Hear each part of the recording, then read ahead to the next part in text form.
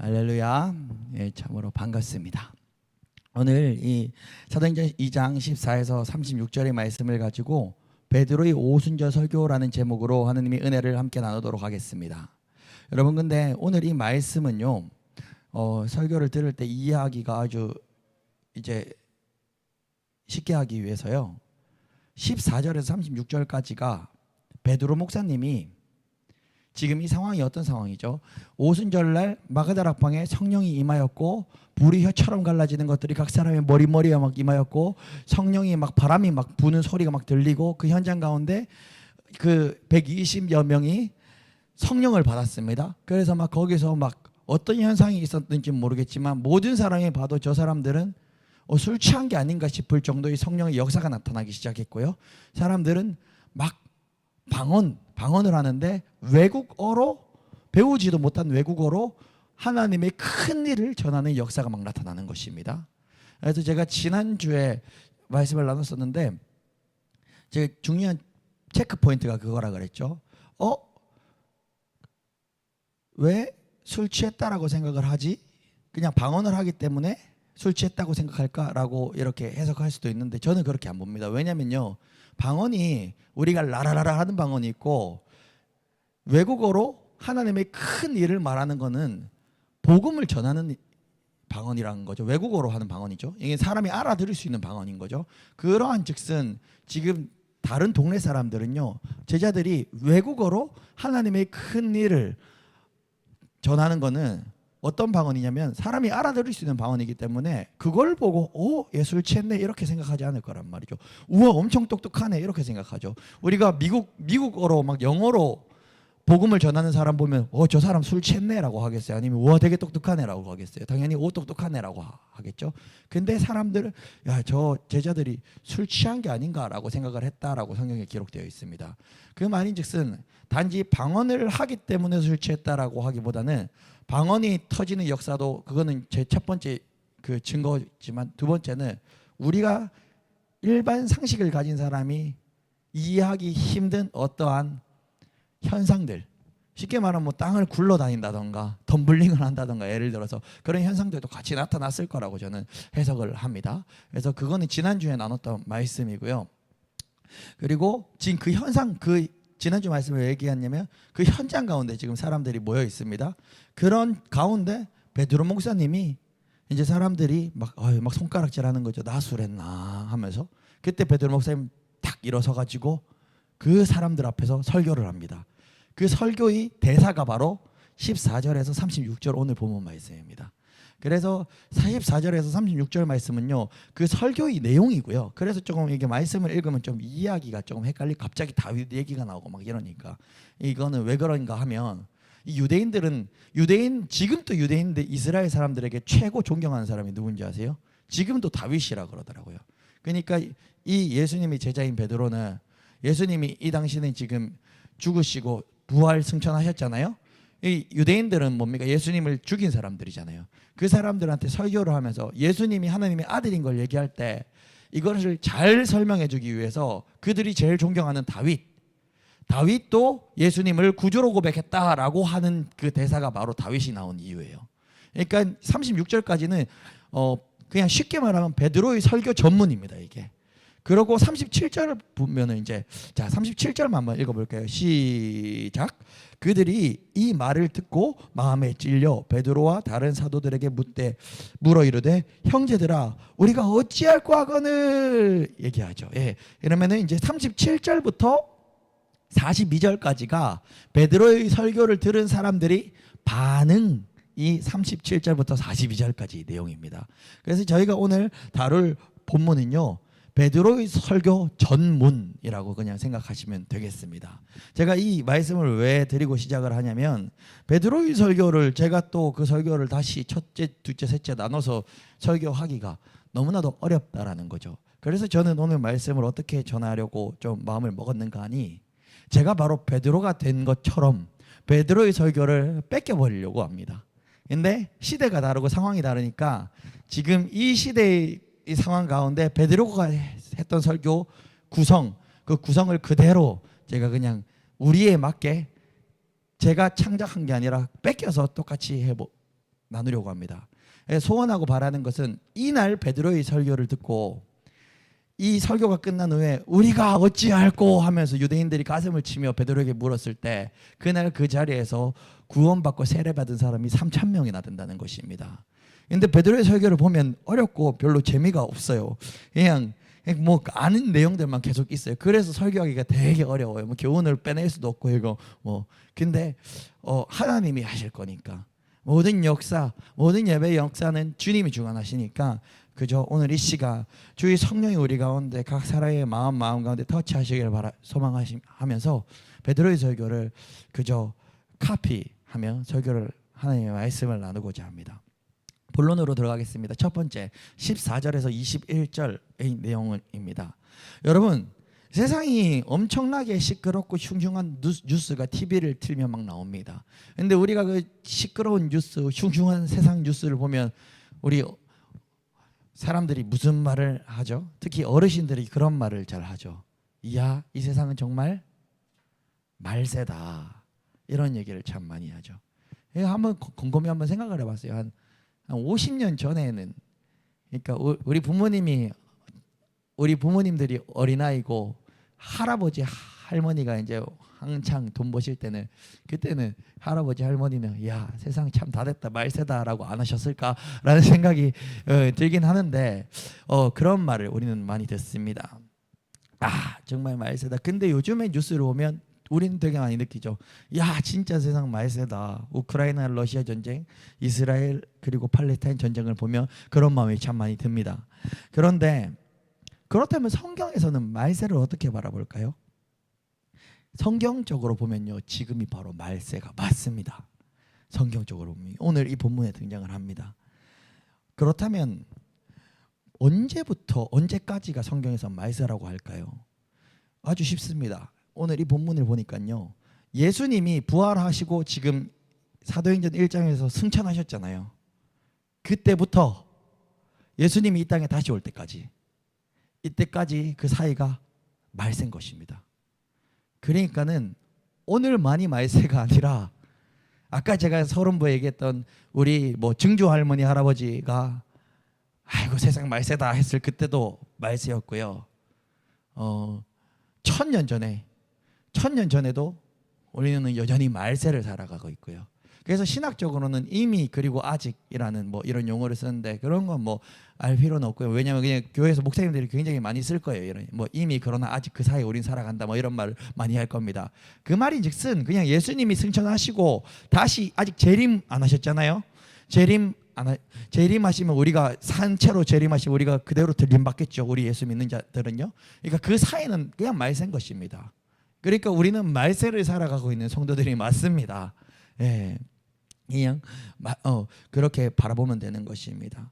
너무나도 감사한 것은요. 근데 우리 모두는 지금 말세를 살아가고 있는 성도들인데 이 성경에서 말씀하시기를 말세에 하나님께서는 특별히 우리에게 주시는 선물이란 것이 있다는 것입니다. 너무나도 감사한 것은 말세에는 하나님께서 성령을 모든 육체에 부어 주신다라고 오늘 이 본문에서는 이야기하고 있습니다. 고로 우리 모두는 지금 말세를 살아가고 있는 성도들인데 하나님이 하신 약속 말세에 성령을 부어준다라는 약속을 합쳐보면 우리는 지금 이 시간 구약 사람들하고는 다르게 특권을 누리고 사는 거죠. 우리 모두가 우리 10년 가운데 예수 믿는 자는 성령을 모시고 살아갈 수 있는 그 특권이요.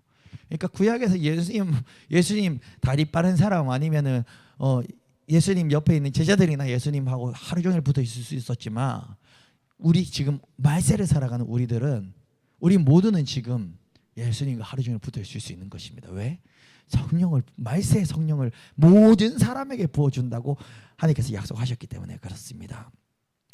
물론 하나님을 믿는 성도에게 이 성령을 부어주는 것입니다. 그리하여 성경에서는 하나님께서 말씀하고 계십니다. 자녀들은 예언할 것이요 젊은이들은 환상을 보고 늙은이들은 꿈을 꾸리라 약속하신 것입니다. 그리고 하나님의 남종과 여종들은 성령을 받아 예언할 것이라고 약속하셨습니다.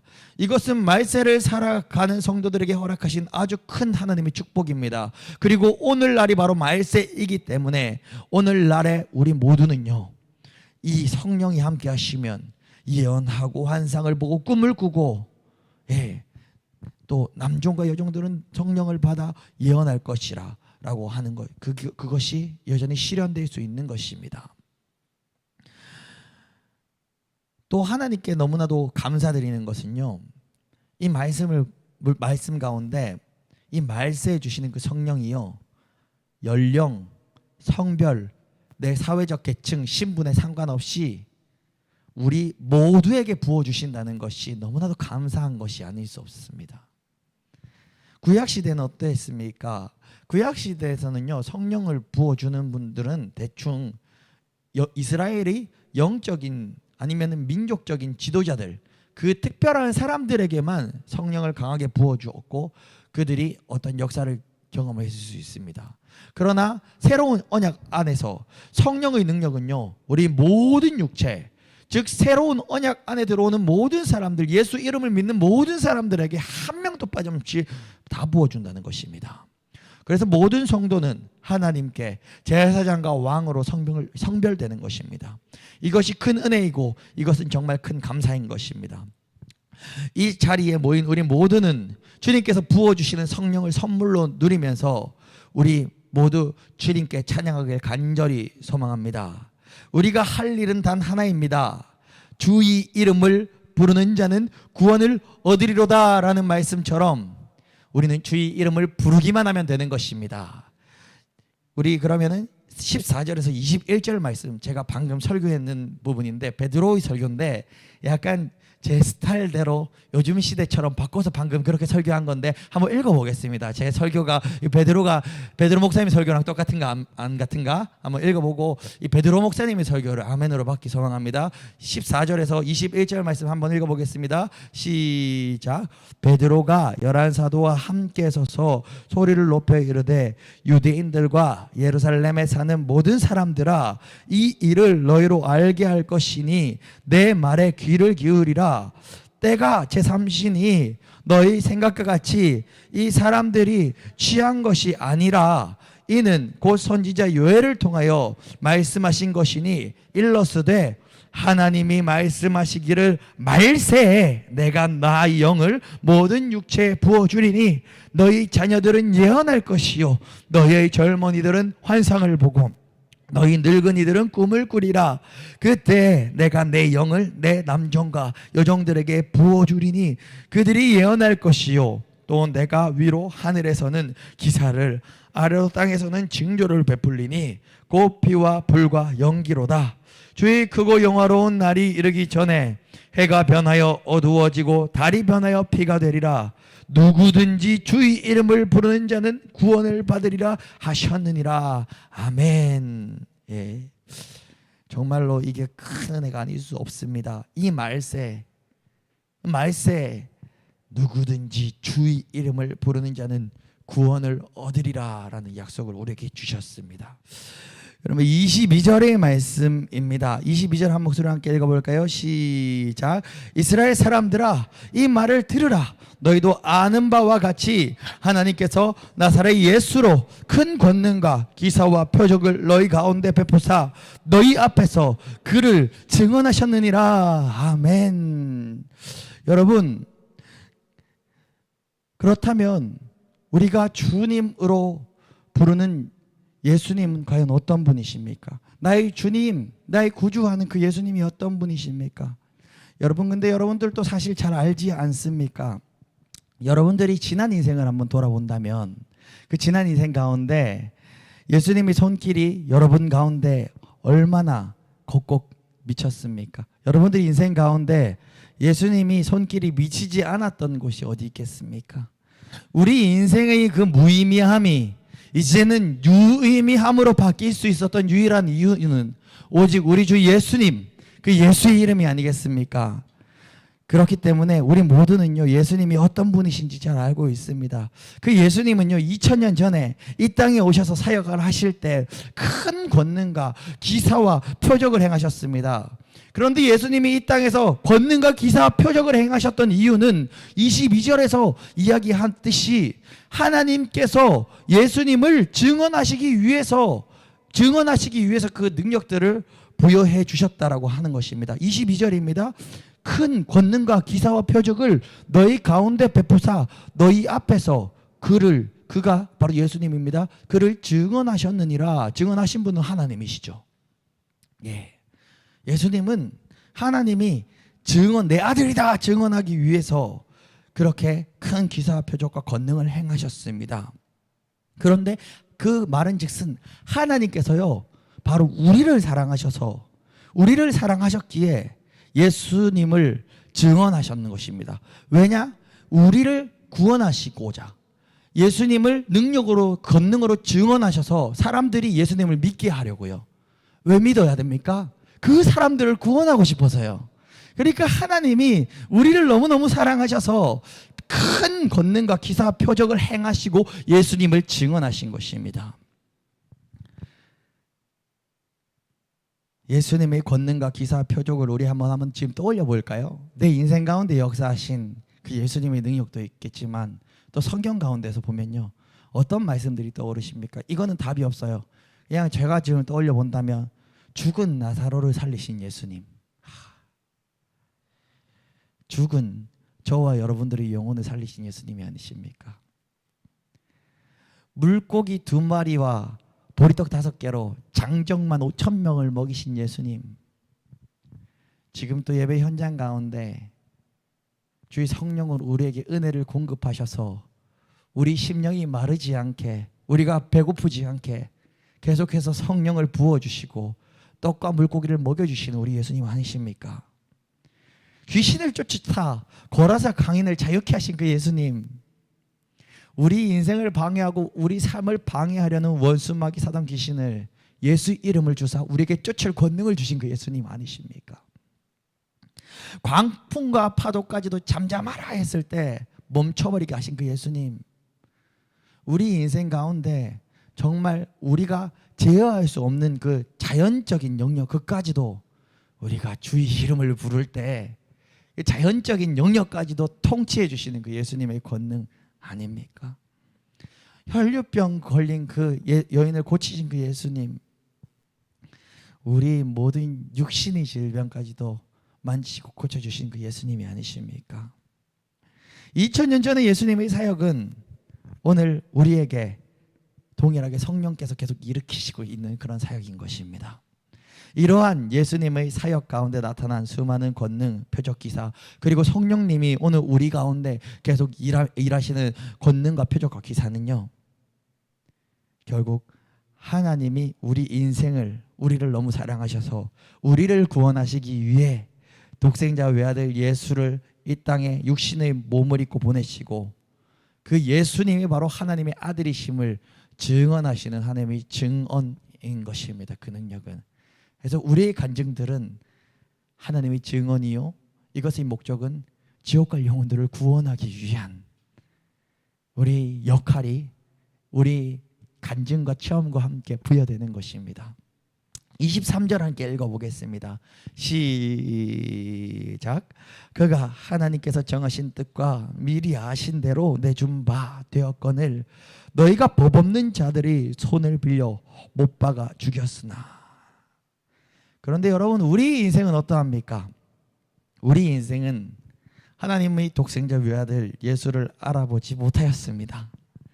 그렇게도 예수님께서도 스스로 하느님의 아들이심을 말하고 다니셨고 또 말로만 해서는 우리들이 믿지 않으니 권능과 표적과 기사를 나타내셨는데, 그럼에도 불구하고 많은 사람들은요 예수님이 하나님의 아들이심을 믿지 않았습니다. 믿지 않고 도리어 예수님을 죽이려 하였고 실제로 죽였습니다. 그런데 이러한 유대인들의 모습, 2000년 전의 유대인들의 모습은 그들만의 모습이 아니라 오늘 저와 여러분들의 모습이기도 한 부분이 있습니다. 왜냐하면 우리는 얼마나 은혜를 잊고 살아가고 있습니까? 오늘 우리가 하루를 이렇게 살아갈 수 있는 것도 하나님의 은혜가 아니겠습니까? 사실 곰곰이 생각해 보면 정말 저도 잘은 전 세계의 상황을 모르지만 제가 기억이 맞다면 그럴 거예요. 전 세계에 자기 소유의 노트북을 가지고 있는 사람은 2%밖에 안 된대요. 근데 우리나라에 진짜 아무리 가난한 사람이라도 노트북 자기 명의로 노트북 없는 사람이 어디 있겠습니까? 그러면 자기 명의 차를 가지고 있는 사람은 얼마나 전 세계에 좋겠습니까? 그런데 우리는 얼마나 이렇게 편안하게 살아갑니까? 지금 우크라이나, 러시아, 이스라엘, 저기 팔레스타인 전쟁 가운데 그쪽 땅에서 태어난 사람들, 저도 이렇게 막 이렇게 찾아보니까 어떤 사람이 인터뷰를 하는데, 이번엔 그 인터뷰를 할 때 마지막에 그 얘기를 하더라고요. 중동에서 평화를 외친 사람은 전부 다 암살당해서 죽었다고 하더라고요. 그러니까 이스라엘, 팔레스타인 또 역사적으로 얼마나 얽히고 섞인 그 스토리가 있겠습니까? 그렇기 때문에 물론 이제 이 정치적인 발언은 제가 자제를 해야 되겠지만, 저는 당연히 어쨌든 애초에 시작 자체가 하마스가 이렇게 아주 정말로 상식적이지 않은 너무 극단적으로 흉악한 방법으로 쳐들어왔지만, 그냥 제가 인터뷰한 거를 그 팔레스타인 쪽 사람의 입장에서도 한번 봤는데, 그 사람들은 그냥 태어나자마자 가자지구, 그 좁은 우리나라에 뭐 도 하나밖에 안 되는데 50만 명 이렇게 사는데, 그 사람들은 태어나자마자 거기서 태어나서 그게 그냥 감옥이라고 하더라고요. 어디를 마음대로 이동할 수도 없고. 근데 그 좁은 지역에 250만 명 이렇게 살고 있으니까, 그 사람이 하루에 살 때 필요한 그 식수나 샤워나 모든 물이 뭐 100리터라고 치면, 그 사람들은 평균으로 뭐 한 70리터, 60리터밖에 못 쓰는, 마음대로 외국에 나가지도 못하고 그냥 태어날 때. 그래서 거기 어린아이들이 그렇게 많이 죽는 이유가, 거기는 그냥 수명이 너무 짧아서 거기 전 국민의 절반이 거의 뭐 미성년자에 가깝기 때문에 사망자 보면 어린아이들이 그렇게 많은 이유가 그렇다 하더라고요. 그런데 그냥 뭐 지금 뭐 전쟁에 대해서 뭐 어떤 뭐 얘기를 하는 게 아니라, 그런 사람들은 태어나자마자 그렇게 그렇게 어려운 환경 가운데 살았는데, 그에 비하면 우리는 말이죠, 마음껏 예배할 수 있고, 마음껏 맛있는 거 먹을 수 있고, 마음껏 그 자기가 아무리 가난한 사람도, 청년들은 보면은 아르바이트해서라도 외국 여행 가고 싶으면 갈 수 있고, 그런 자유란 거를 가지고 태어난 우리들이 얼마나, 이거 자체가 큰 은혜입니까 이게. 우리가 이게 얼마나 큰 은혜입니까? 이곳에서 특히나 이 또 대한민국에 이렇게 자유한 사람이 이렇게 많은 국민 가운데 예수님 믿는 은혜를 입은 우리들은 정말 얼마나 큰 은혜입니까? 그런데 그렇게 큰 은혜를 받았는데, 우리가 그래서 은혜를 받았다고 찬양을 하는데, 우리가 예배 가운데서 하느님의 은혜라고 고백하지만, 우리가 일터에서나 삶의 모습에서 우리 자신을 살펴보면요, 은혜 받은 자의 모습이 전혀 보이지 않을 때가 너무나 많은 것 같습니다. 저희 이야기도 그렇고요. 그래서 그냥 저도 제 인생을, 제 삶을 그냥 아무도 성도님들 안 보는 그냥 혼자 뭐 예를 들어 직장 생활을 한다, 아니면 어디 여행을 갔다 그냥 길거리에서 행동하는 모습은요, 불신자랑 저랑 구별이 하나도 안 됩니다. 뭐 사람 안 보면 무당이단하기도 하고, 저도 불신자와 제가 구분이 하나도 안 되더라 이거죠. 그런 나의 모습을 보면서 하나님 앞에서 봤을 때는, 내가 분명히 하느님의 은혜를 알고 천국의 소망을 가지고 살아가는데, 바깥에 저기 타 지역에 가면 목사라고 안 하고 이렇게 지내는 나의 모습을 보면, 그리고 나도 뭐 어려운 일이 생기면 자꾸 한숨 쉬고 걱정하고 근심하는 내 모습을 보면, 그리고 또 나도 때로는 감정대로 내 혈기대로 막 살아내는 내 모습을 보면, 예배 때는 은혜 받고 하나님의 영광이라 하지만 삶의 모습에 적용이 안 되는 그 모습은 마치 예수님을 믿지 않고 죽이려 했던 유대인들의 모습이 바로 어쩌면 내 모습이 아니겠구나, 아닌가라는 생각을 떠올리게 됩니다. 왜냐하면 우리는 은혜를 받았는데 은혜가 삶에서 적용되지 못하는 것은, 여전히 예수님을 믿지만 예수님을 나의 주인으로 삼지 못하는 것 아니겠습니까? 그처럼 그 2000년 전에 유대인들도 예수님은 보았지만, 예수님은 되게 좋은 분이신 거 알고 권능이 있는 분이라는 건 알지만, 하나님의 독생자 외아들 예수님을 믿고 따르지 못했던 그 유대인들과 내가 다를 바가 없지 않겠는가, 그 생각을 했다란 말이죠. 그렇게 예수님을 보고도 예수님을 믿지 못했던 유대인들의 손에 예수님께서는 죽임을 당하셨습니다. 그런데 예수님의 죽음은 사실 하나님께서 정하신 뜻과 미리 아신 대로 받아들인 죽음입니다. 23절 한번 다시 읽어보겠습니다. 시작. 그가 하나님께서 정하신 뜻과 미리 아신 대로 내준 바 되었건을 여깁니다. 그가, 예수가 하나님께서 정하신 뜻과 미리 아신 대로 내준 바 되었건을, 예수님의 죽음은요, 사실은 하나님께서 정하신 뜻과 미리 아신 대로 그 받아들이신 죽음인 것입니다. 사람들이 예수님을 죽인 것 같지만 예수님은 하나님의 뜻대로 순종하시어 죽으신 죽음인 것입니다. 예수님은 하나님의 뜻에 순종하기로 작정을 하셨고, 그런데 유대인들은 예수님을 죽이기 위해서 23절에 계속 이야기하고 있죠. 너희가 법 없는 자들이 손을 빌려 못 박아 죽였으나, 여기서 법 없는 자들이 누구냐면 바로 로마의 손을 빌렸잖아요.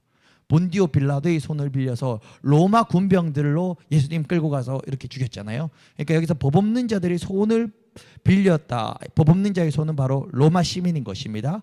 즉 예수님은 하나님께 순종하여 죽기로 결단을 하신 거고, 유대인들은 예수님을 알아보지 못해서 죽였는데 로마 시민의 손을 빌려서, 그들 법 없는 자들이 손을 빌려서 예수님을 십자가에 못 박아 죽였습니다.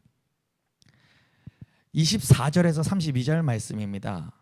여러분, 예수님 죽어버리셨습니다. 그런데 모든 인생은 죽으면 끝이 납니다. 부자도 거지도 죽으면 다 똑같습니다. 영원할 것만 같던 부귀, 명화, 명예, 그것들도 죽음 앞에서는 아무도 힘을 쓸 수가 없습니다. 세상에서 과연 죽음을 이길 수 있는 사람이 누가 있겠습니까? 그러나 예수님은 사망 권세를 이기셨습니다. 하나님께서는 예수님을 사망의 고통에서 풀어 살리셨습니다. 예수님은 사망에 매여 있을 수 없었습니다. 예수님은 하나님의 뜻대로 해야 할 일이 있었기 때문입니다. 24절을 함께 읽어보겠습니다. 시작. 하나님께서 그를 사망의 고통에서 풀어 살리셨으니 이는 그가 사망에 매여 있을 수 없었음이라. 예수님은 죽음에 매여 있을 수 있는 분이 아니셨습니다. 그러고 이제 25절부터는 베드로가 계속 다윗의 얘기를 합니다. 다윗이, 왜냐하면 아까 얘기했죠, 유대인들한테 영향력이 가장 많은 사람이 다윗이죠. 그러니까 다윗의 입을 빌어서 예수님이 하나님의 아들이다 라고 증거를 하는 게 유대인들에게 제일 잘 먹히잖아요. 저도 청소년 사역할 때 막 컴퓨터 게임, 온라인 게임 얘기, 막 롤이라는 게임 얘기를 막 하면서 설교를 합니다. 왜? 청소년들한테 게임이 제일 잘 먹히니까요. 그래서 이 다윗의 얘기를 또 들어, 그리고 뭐 그렇다기보다 구약 성경의 근거로 들여서 베드로 목사님은 사람들에게 설교를 하는 것이죠. 그처럼 저도 다윗을 한번 들어보겠습니다. 여러분, 다윗 왕을 다들 아시지 않습니까? 다윗 왕은 이 땅 예수님보다 조금 더 일찍 살았던 사람입니다. 그리고 여전히 이스라엘 백성들이 가장 존경하는 사람이 바로 다윗 왕입니다. 그런데 그 다윗 왕은 선지자 그리고 예언자이기도 한데 30절과 31절 두 절 말씀을 한 목소리 함께 읽어보겠습니다. 시작. 그가 바로 다윗입니다. 그는 선지자라 하나님이 이미 맹세하사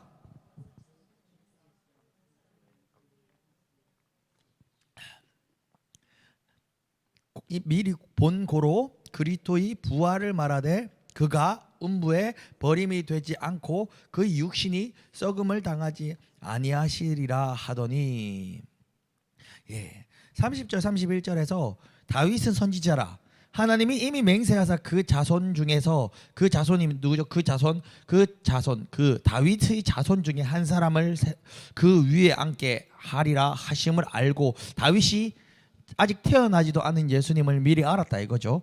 그리고 31절입니다. 미리 본 고로, 미리 봤대요. 왜? 선지자이고 예언자이기도 하니까 미리 본 고로 그리스도의 부활을 말하되 그가 음부에 버림이 되지 않고 예수님이 음부에 버림이 되지 않고 다윗이 후손으로 오실 그 예수님이 음부에 버림이 되지 않고 그 육신이 썩음을 당하지 아니하시리라 하더니 다윗이 쉽게 말하면 예언을 했다 이거예요. 앞으로 예수님이 이 땅에 오셔서 할 일을 예언했다 이겁니다. 다윗 왕의 자손 중에 한 사람을 그 위에 앉게 하리라 하심을 알고 바로 이분이 바로 예수님입니다. 다윗 왕은 미리 봤다고 합니다. 미리 본 고로 그리스도의 부활을 말하되 예수가 음부에 버림이 되지 않고 그 육신이 썩음을 멸망당하지 아니하리라라고 고백했던 것입니다. 여러분 다윗 왕의 예언처럼 하나님께서는요 예수님을 다시 살리셨습니다. 여러분 오늘 이 시간 저와 여러분들은 바로 모두 이 일의 증인입니다.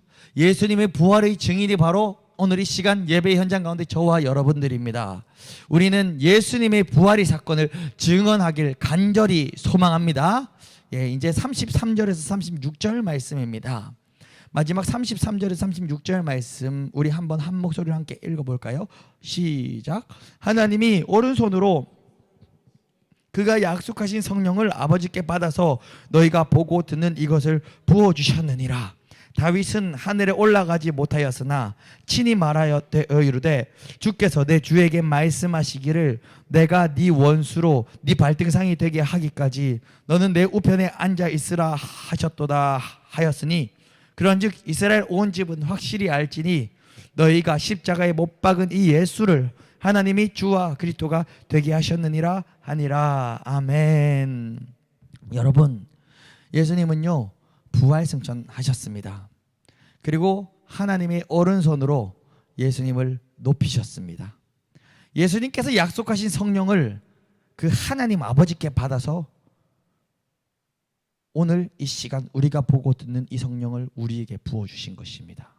그렇기 때문에 예수님이 부활 승천하셔서 하나님께 받아서 우리에게 성령을 주셔야 되기 때문에 내가 떠나가면 오히려 너희에게 유익이다, 내가 가면 너희에게 성령을 부어줄 것이다 하셨던 약속을 그렇기 때문에 하신 것입니다. 여러분 예수님이 승천하셔서 하나님의 우편에 앉으셨기 때문에 오늘날 우리 모두는 성령을 받을 수 있는 것입니다. 그래서 성령의 부으심은 예수님께서 아버지 오른편으로 높여지신 그 증거이기도 합니다. 그래서 또 성령의 부으심은요 성령의 부으심은 오순절, 이 오순절은 예수님께서 주님이시라는 증거이기도 합니다. 왜냐하면 세상에 내가 예수도 하는 사람은 많지만 예수님이 부활 승천하셨을 때 그때 진짜 성령이 그때로부터 우리 모두에게 부어졌으니까요. 이만희가 자기가 뭐 이렇게 주님이라 하지만 이만희가 아니라 예수님이 부활 승천하신 이후 오순절 마가다락방으로부터 우리 모두는 성령과 동행할 수 있는 은혜가 주어졌기 때문입니다. 그래서 성령의 부으심은 예수님이 하나님 아버지의 아들이다라는 지금 오늘날 우리에게 증거가 되는 것입니다. 또 다윗은 말했습니다. 다윗이 주께서 내 주에게 말씀하시기를 35절입니다. 내가 네 원수로 내 발등상이 되게 하기까지 너는 내 우편에 앉아 있으라 이렇게 말을 합니다. 다윗 왕이. 이거 되게 어려워요. 이게 그냥 성경 읽으면 이해가 되게 안 돼요. 제가 풀어서 설명해 드릴게요. 다윗 왕이 이제 얘기하는 겁니다. 주께서 내 주에게 말씀하시기를 내가 내 원수로 내 발등상이 되게 하기까지 너는 내 우편에 앉아 있으라라는 말을 다윗이 했어요. 이것을 해석하면요, 주께서 처음에 주는 여호와예요. 여호와께서 예수님에게 말씀하셨습니다. 여호와가 예수의 원수를 예수의 발 아래에 굴복시키기까지 너 예수는 나 여호와의 오른편 우편에 앉아 있으라 라는 얘기를 다윗 왕이 했다라는 것입니다. 그러니까 이거는 뭐냐면 아까 얘기했죠. 예수님이 하나님의 우편에 앉으셔서 성령을 우리에게 부어주셨다고요. 그래서 하나님의 우편에 앉아 계시단 말이에요. 그 얘기예요 그냥. 그래서 36절까지는 베드로 목사님의 설교인데 그냥 성경을 읽으면 이 설교가 너무너무 어려워요. 너무너무 어려워요. 그런데 오늘 이 말씀이 제가 전달하는 말씀이 아니라 베드로 목사님이 말씀 온본이 그대로 되어 여러분들에게 역사하길 간절히 소망합니다. 그런즉 여러분 우리는 확실히 알아야 합니다. 십자가에 못 박혀 죽으신 이 예수 그리스도는 하나님이 주와 그리스도가 되게 하셨습니다. 십자가에 못 박아 죽으신 그 예수님은 하나님이 주와 그리스도가 되게 하셨습니다. 십자가에 못 박아 죽으신 그 예수님이 바로 지금 이 시간 저와 여러분들이 주와 그리스도이십니다. 말씀을 맺겠습니다. 여러분 우리가 받은 이 성령은 지금 여러분들이 받은 이 성령은 하나님이 예수님이 하나님이 우편에 앉으셨다는 증거입니다. 우리가 받은 이 성령은 예수님이 하나님의 독생자 외아들이시라는 증거이기도 합니다. 왜냐하면 예수님이 승천하시어 하나님 우편에서 아버지께 받아서 우리가 보고 듣는 이 성령을 오늘 이 시간 부어주셨기 때문입니다. 여러분, 성령 없이는 정말 아무것도 할 수 없습니다. 성령 없이는 아무것도 할 수가 없습니다. 성령 없이는 잘 되는 것 같지만 결국 다 안 되는 것이고, 성령 없이는 내가 잘 살 수 있을 것 같지만 달려가 보면 나중에 허무와 절망뿐이 없습니다. 그런데 아무것도 없어도 성령이 있으면요, 됩니다. 길이 안 보여도 성령이 있으면 길이 생깁니다. 내 인생이 절망 같아도 성령이 있으면 희망이 보입니다. 내 인생이 황무지 같아도 성령이 내주 역사하시면 거기에 씨앗이 다 심겨져 있는 것입니다. 꽃이 핍니다. 만개합니다. 꽃밭이 됩니다. 여러분, 성령 없이는 아무것도 안 됩니다. 그 성령은 예수님이 하나님의 아들이시라는 증거입니다. 하나님은 우리를 너무 사랑하셔서 예수님을 이 땅에 보내주셨고, 예수님이 이 땅에 사역하실 때의 모든 역사는 하나님이 우리를 사랑하셔서 우리 좀 믿으라고 보여주신 증거이고, 그 증거는 오늘 이 시간 예외 시간에도 나타날 것인데, 그 증거를 들고 이 하나님의 사랑을 계속 전달하는 우리들 되길 간절히 소망합니다.